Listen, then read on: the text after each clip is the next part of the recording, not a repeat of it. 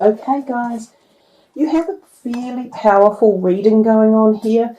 So I think for you, February is going to be the beginning of perhaps a whole lot of change coming in for your year.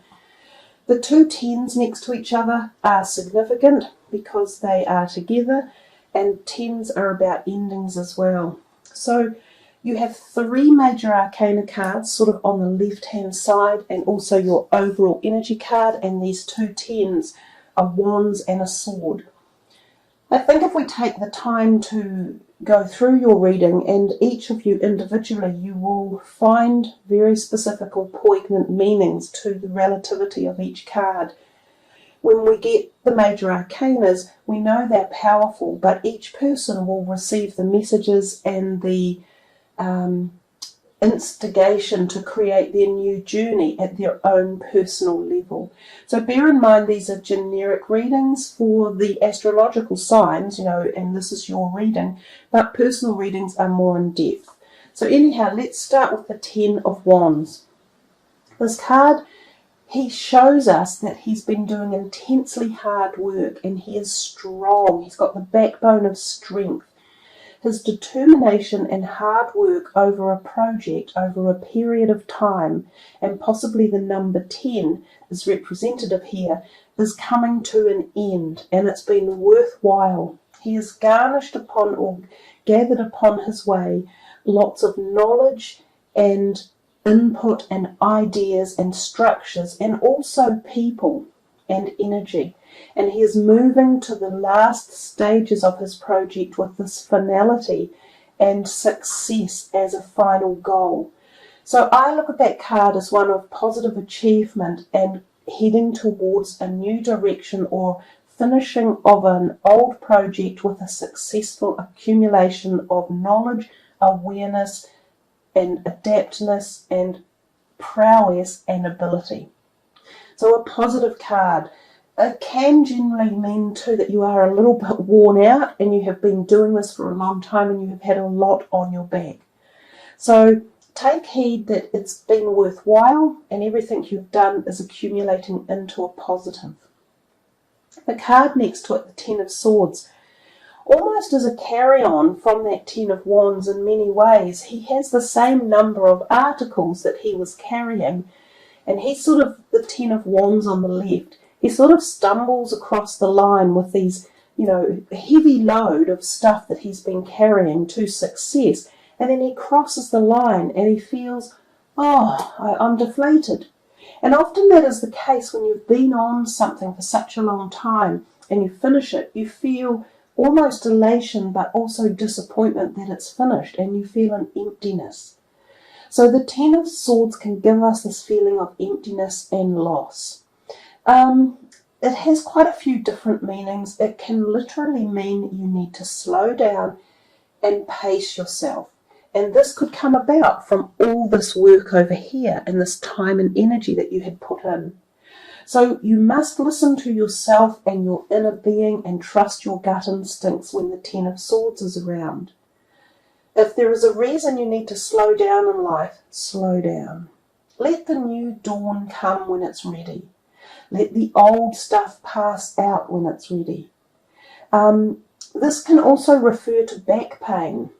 Significant. And here there seems to be, the back is shown to us, and he's got this heavy load, so he's putting pressure on all this part of his body. So I feel for some of you that your physical body may need readjustment and rest and recuperation, especially down the spinal area, up through the head and the shoulders. Some of you may get therapy for that, physiotherapy or Reiki or one of the natural healing processes, or some of you may need your chakra areas opened, and in particular the base chakra and also your solar plexus, which is about trusting your gut instinct. So some of you may need some rejuvenation around that area. Wear bright yellows, eat yellow foods, wear the colour red and eat red foods. That will help as well. The number 10 of Swords can also represent endings of relationships, and sometimes this can be a sad time. You might feel as though someone has literally turned asunder and you can't trust them anymore, and they've said or done something that has been hurtful or painful. And you could feel, oh my God, you know, I didn't deserve that. And there's no doubt you didn't. But again, I have this philosophy in life that how people treat you and the type of people they are eventually takes them to where they go in their life. Karma is real, and if people out there are behaving in bad manner or in a rude or derogatory or vicious way, it just comes back to them. They merely reflect that in the mirror of life, and the mirror always gives back what it gets. So you let it go, you move on, and you start anew. And here you have the wonderful Fool. It's such a brilliant card to get after your 2 tens, because the tens are the ends of your cycles, and the Fool is the brand new beginning. And he's almost looking back at these two as if to say, yep, been there, done that, accomplished it, and ready to move on. Now, the Fool is without doubt about yourself, and it's about understanding that you are at the crux of a turning point in your life, and you say, this is for me. I'm doing this for me more than anyone else. And this can be very much at the metaphysical, at the spiritual, also the physical, because there could be physical changes that needed to be made, dietary or bodily changes one way or another. But the Fool is the very epitome of a brand new journey of buoyancy, of determination, of success, and of reaching the epoch of your desires and goals. It's exactly what Vesta says. She says you regenerate yourself and dedicate yourself to your aspirations, plans, and goals. And this is really quite poignant. In fact, you know, we can analyze anything that we see and pull in meanings into them. And if we look at this card, we see the sun in the sky up here, beaming down, which could be tied into the eclipses for the month. But at the same time, we see this little 0 up here in the sky, not far from the sun, which could literally be the asteroid Vesta. And so this could be Vesta's energies fueling you guys, giving you this new release. We come here to the next card, which is the High Priestess. She also is about esoteric knowledge and understanding and connection to the awe of the universe. She holds the Torah on her lap, which is about philosophical or religious perspective knowledge, you know, spiritual acclaim. She is about black and white, yin and yang, male and female. She understands it. She's grasping the deepness of life's lessons and why we're here and who we are and how divine our life is and how enriched it can be. She is full of wisdom and nurturing, and again we have this wonderful ecliptical moon down here telling us that these energies are profoundly being activated around this time of the eclipse and the asteroid. So you are being awakened, you are being prepared for something divinely orchestrated for you, about you, which is why we're here in the first place.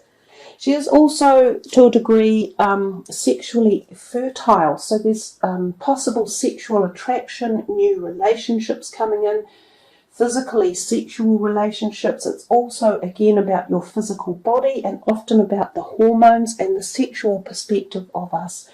So for some of you, there could be a tie-in somewhere here about maybe past issues you have had around your sexuality or relationships that deal with that, and maybe these are being reawakened or readjusted, or you are learning to have more faith in yourself and be true and honest to yourself.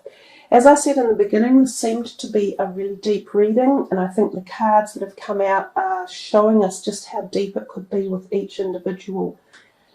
The High Priestess, she is a lovely card. She is also about trusting your intuition, your psychic abilities, the connection to the afterlife and the spiritual realm as well. So some of you may feel incredibly close to that realm. You may be dream activated. You may experience astral traveling, astral plane work, and things like that. This is a really neat reading to be able to pass along to you guys. It's a true pleasure to be able to provide insight into the activation, I think, that is coming your way. So we come here to the overall energy card and we see Judgment. You know, Judgment is a powerful card in the deck, and a lot of people don't like it that much, but I think it is a card of awakening and awareness. It seems possibly a bit apocalyptic in the degree of change. We see these people floating on the sea, and they all look a bit, oh my God, we're here and we have to go on this journey, there's no stopping us. But they've been awakened to it by the heralding of this trumpet from one of the archangels. So the message comes to them from such unbelievable high levels, and it helps them to see the direction that they should be going in. And it's all about change and awareness and hearing and listening and learning and connection. So it's a profound card that teaches us to be open for the doors when they come, because I can tell you guys, your doors are opening, and to let the old ones close and to move on and understand that some of our perspectives or beliefs that we may have set up, it's time to drop them, and it's time to move into new knowledge and awareness and activation. So it's a very, very powerful reading, and it's very personal at incredible levels, and it's very much about change of direction and change of so much going on for you at so many levels. I would call it a good reading. And in fact, I think Donald Trump is a Gemini. So you could almost say this is Donald Trump's reading, and it actually makes incredible sense for him too. Hopefully he will be awakened at levels like this, you know, connect with the higher source of the universe. So let's put these cards away and find your last card for the reading. And see what your last message is, Gemini. The heart chakra. Yeah, there's a lot of passion in the reading, and there's a lot of heart stuff. And we have some beautiful heart stones on the table even that you can sort of call in and just energize with that card as well. So I really like this card, and I have found it to be quite indicative of two different perspectives of life. That of the physical, well, three actually, the physical, emotional and spiritual. So I'll work through all of those with you. It says here, love is the heart of the matter. Your heart is the center within your physical being, attuned most to love. It's safe for you to love and be loved with an open heart as we stand by with perfect protection and guidance. So, some of you are looking for love, or you're looking to re-establish love within relationships that might feel as though they have gone or been lost. Or you're wanting to heal heart pain. Some of you may have felt pain or loss around your relationships, and you're wanting the healing. So this can be done internally at the emotional level, and you can ask for the heart to be healed emotionally or on the metaphysical plane. The more we bring love into our lives, the more healing naturally occurs. So without focusing on the negatives of any pain or loss, you just ask for the heart to be healed and for new love to be representatively brought into your life at all levels. So not just in one area, such as relationships. It can be love for life, love for living, for the planet, for other people, for healing and helping and support. We also see this card as a physical heart chakra energy card. So it tells us that some of you need to have your heart health checked.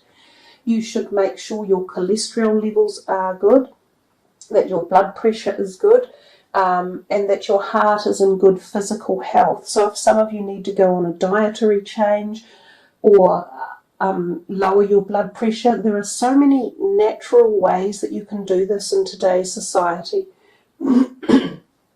For instance, massage is a wonderful way of reducing blood pressure. Walking and exercising and reducing fat and alcohol intake also help reduce blood pressure. To lower cholesterol, you can take a lot of the flaxseed and fish oils, vitamin E, and also lecithin. Very, very good for heart health and reducing cholesterol. Now, the third message of this heart chakra card, also your heart chakra may need opening. So that's eating green foods and wearing the colour green as well. The third message for the heart chakra is that this can be a message from deceased loved ones. So anyone who has passed over from heart issues or heart and chest issues. This can also be lung related or breast related issues. There's a message there from some of you from Spirit to say that they are still connected love-wise and that they feel your love and possibly your pain, and they are just letting you know that they are in a place of wholesomeness and feeling emotionally or spiritually fine. So powerful way again to end your reading. I think the February readings are really high vibrational energy and they have a lot of deep, in-depth messages. And Gemini, you certainly had a really powerful reading. So guys, thank you very much for joining me. I hope you've thoroughly enjoyed this. It's been a wonderful reading to do. Plenty of information for you guys and lots of change and new beginnings. So take care everyone. Much love. Namaste.